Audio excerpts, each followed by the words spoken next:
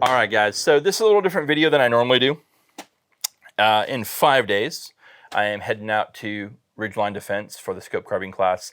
If you have not seen any videos or posts from Ridgeline Defense, I don't know where you've been, but they've been around for a minute. The class facility up there is phenomenal. Nothing better I've been to in regards to location, staff, everything. So this is the first rifle class I've been to as far as an actual 2-day scope carbine. I've shot rifles up there at other classes. Last year, the Bash Brothers class, we had 1 day of kind of Alex's intro to scope carbine, but it was like 3.5, 4 hours, and we ran into a really cool 3rd day event.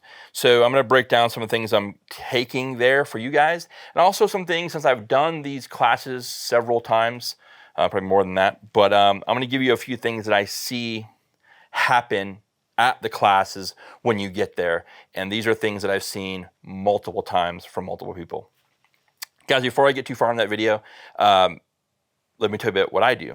I own RDR Gear. We're a soft goods manufacturer. We specialize in plate carriers, placards, chest rigs, a full line of canine gear, things like our ammo totes that we have on our website at RDR, and of course our surf line of holster mods, holster wraps, holster accessories, all of which you can find on our website at rdrgear.com.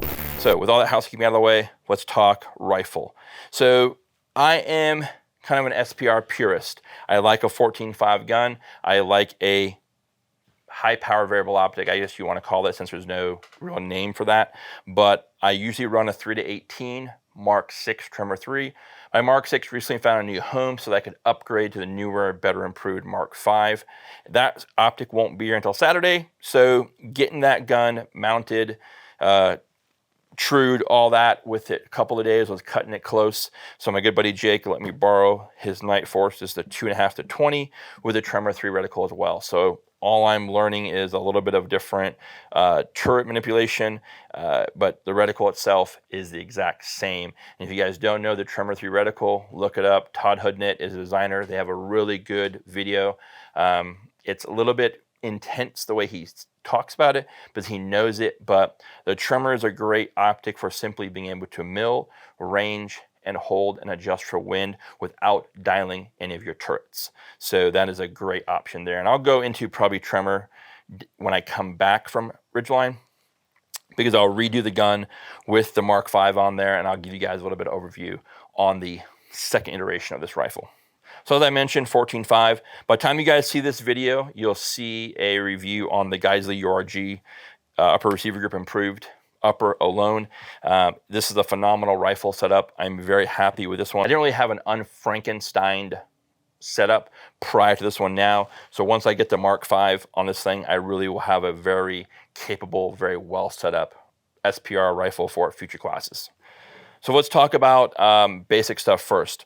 Number one, when the gear list, you get the gear list, stick to the gear list. Bring what's on the list. It's designed that way for a reason, okay? Number one on the gear list, follow the ammo instructions. If they are giving you ammo instructions, it's probably for a reason. Like for this class coming up Ridgeline, it says 500 rounds of match ammo. Yeah, 68 grain is probably pretty good for most rifles. You can do that. I personally stick to the gold standard, which is the Black Hills 77 grain OTM. This is the civilian, I guess, version of these, which is, this is Mark 262. I have a good amount of stash on this from a very good friend of mine. So the Mark 262 is what I shoot in the SPR formats or in the Mark 12. So again, that's what I use for this guy and these, but stick to the ammo that's recommended. I've been down to follow through consulting with Buck Doyle's, you know, and guys will show up with 223 or some super cheap ammo, and it just, the flight, the wind, everything else, it's tough to compete with that Mother Nature. So that's number one, stick to the gear list, get the ammo recommended. Number three, biggest thing, which happens a lot, you'd be surprised. Yeah, we all use these for a lot of things, but trying to take notes on one of these is pretty tough. It's very hard to draw anything or draw terrain or draw a reticle or draw anything in a phone. You can take a lot of notes, you can type a lot, but it's tough. So, notepad. These are found on Amazon. They are super little tiny looking Bible looking things, but they are lined. They're cool because you can put them on your lap and draw vertically, or horizontal, I should say. And then you can take your notes, it's lined, and they fit perfectly into a BDU pocket. They'll fit into the front of a fanny pack or into a slot in one of our chest rigs, right? So, and they come in a little 3-pack. So you get 3 of these things. Normally what I'll do when I go to a class, I'll write on the cover with a Sharpie what class it was, and I'll keep this notepad so I can refer to it at a later date. Magazines. Most everybody I've ever been to with a class who's been down to either Bucks or other places, they bring magazines, but they bring 30s. Just like this situation, right? So we have a 6'9" bipod maxed out to the height it could possibly get, okay? As tall as it gets. We're still touching here, and we're touching here. 20 rounder. You guys can see the difference, right? Clearance here, no clearance here. And with bipod, which I'll talk about in a minute, this is a 6 to 9 inch bipod. It is maxed out. There is no more elevation.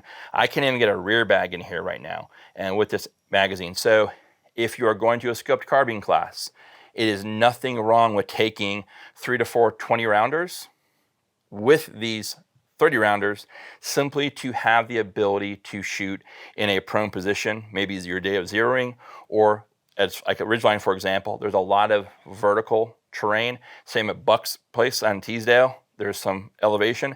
So by getting into a 20 rounder, and now if I take the Ridgeline bipod, for example, extend it to the full 13, you can see how much more elevation I have in regards to bipod extension from a 6 to 9 bipod to a 13-inch bipod. This doesn't look like a lot, but it is in regards to magazine. All right, because if I swap magazines,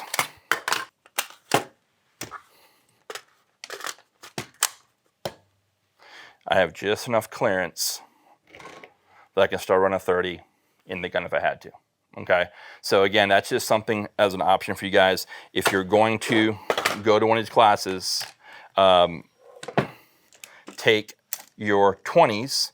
You don't need to have a ton of them, but I would say 2 to 3 20 rounders with your 30 rounders, right? That's to give you an option. So what I normally do is I take 6 and 6. And what that allows me to do is preload my magazines the night before in the hotel. So when I get to the range that day, I'm not jocking magazines. I can just go back, dump an empty, grab a full, go back to the line, and work from there. Next thing, you guys, comfort, right? I'm older than a lot of you guys. And if you've never been to a range you're going to, you don't know terrain. You don't know what it's made for. If it's going to Florida, probably getting some grass. Go down to Teasdale, you're getting a lot of rock, a lot of clay, a lot of dirt. Ridgeline is a lot of gravel and rock. So having something like a pair of Cries where you have your knee pads built in, right? That's a great option. Or if you don't want to go spend fancy pants like these, then get the Arc'teryx knee pads. Whatever you want to get, but the more comfortable you are, the better you're going to perform, and the more you're tuned into what's being taught versus, you know, rubbing your elbows raw or knees raw, etc. You don't feel like shit the next morning, because trust me, I'm getting older dudes, younger dudes, whatever. When you go to certain classes, you're going to work. It's not a lot of laying in prone. It's a lot of kneeling, double kneeling behind barricades, behind a prop line, etc. So having the ability to be comfortable while you're there is a huge, huge upgrade. Belt, or I should say storage, right? If you guys can run I just run a basic belt with at least 2 rifle mags on the belt. I normally take my pistol mags off, but I can throw a Sharpie here or whatever. But one of the things I say, I definitely recommend some kind of a dump pouch for your magazines. That way you just don't have to shove them in your pocket. You're not laying on one or whatever. Quick dump pouch in here to just chuck your shit in there. Things that you can store here is gloves. You know, I may not always shoot with a glove on. I may shoot one in my left hand, but not my right. So I just keep my gloves in the dump pouch at all times. I know where they're at. These Blue Force Gear ones are super cool. They simply fold up in this little pouch right here, so you can tuck it away when you don't need it. It's a good option. Your chest rig of some sort, right? Run a chest rig. Chest rig, I can keep my notepad. I can keep an extra 20 rounder if I need to. I can keep sunscreen, pens, pencils, you know, snacks, whatever. I can also keep my Kestrel, my laser rangefinder, in an amp or in the chest rig itself. But having some kind of storage is crucial. Loose ammo. our range totes are very popular with, this has been something we sell more times than not. It's just something that we've always sold. These will hold 500 rounds of loose ammo in 5.56 and damn near 1,000 rounds of 9mm. And what that does is, so you can open it and just open it like so, sit it on the table, keep your mags in here.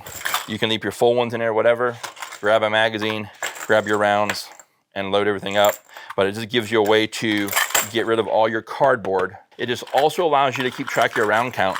If you know the class said 500 rounds, throw 250 in here, take the rest of the ammo, keep in your car. This is kind of a good way to mentally round count what you're shooting that day. If you're gonna be short, you're gonna be under, etc. So, but the ammo totes are on our website. They come in a massive amount of colors.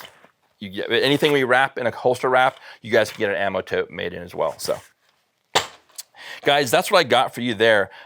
This other rifle is going with me. The upper receiver is going with me as well. This is the 1-8 Night Force. If there's an opportunity for me to run that, it'll give me some time on that optic. I haven't had it very long, but also, as I mentioned, I'm more of a purist in the SPR format by running a 3-18, 2-10, etc. on a 14.5 gun. I know within social media space, especially what Joe Dawson teaches at Bruiser Industries, the 14.5 system or 12.5 with the 1-8 is very popular.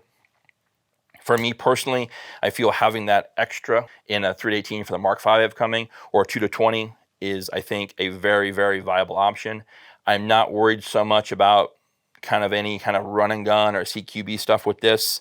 The only thing the primary gun with me that's going to Ridgeline does not have, it should be here tomorrow, is a piggyback red dot for this rifle that I'll mount up top here and slant it through the two turrets because this turret's a little bit tall.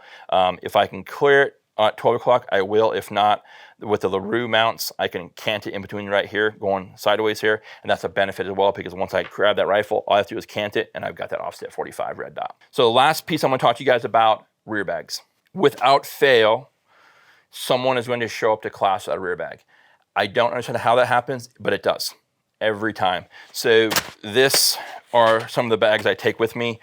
This is a brand new bag from MDT. This is the peanut bag. And this one, once you lay it onto something, it kind of takes the shape.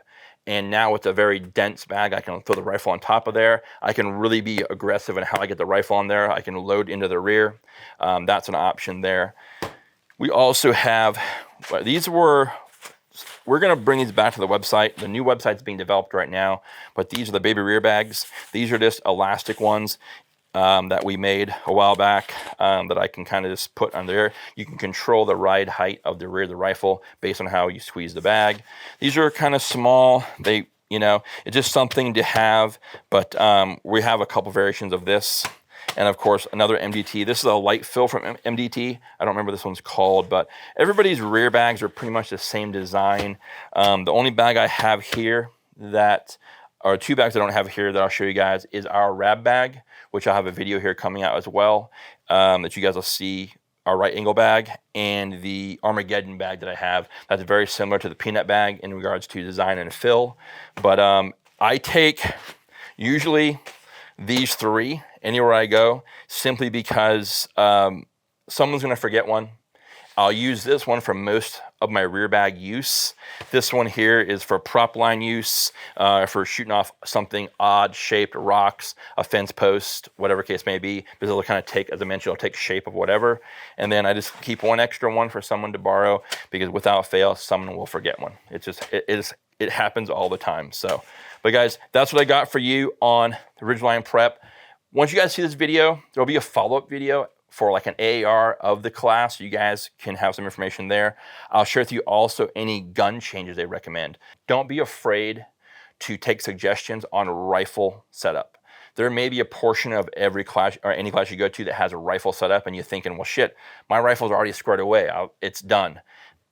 Be open to different suggestions. It might be a position of a bipod, it might be a stock position, etc., or way you hold or grip the gun, operate safety, whatever it might be open to trying new things when you're there. Remember, the guys you've paid to teach you this stuff are professionals in their space. They may have done this for a career within the military, in the competition community, whatever case may be open to trying new things while you're there. Maximize your investment of your travel time and money. And that's all I got for you guys. Thank you for watching. We appreciate the support. If you like the content, you like what you're seeing, hit the subscribe button, turn the notifications on. It'll tell you next time we upload a video. Till next time, be well. Take care.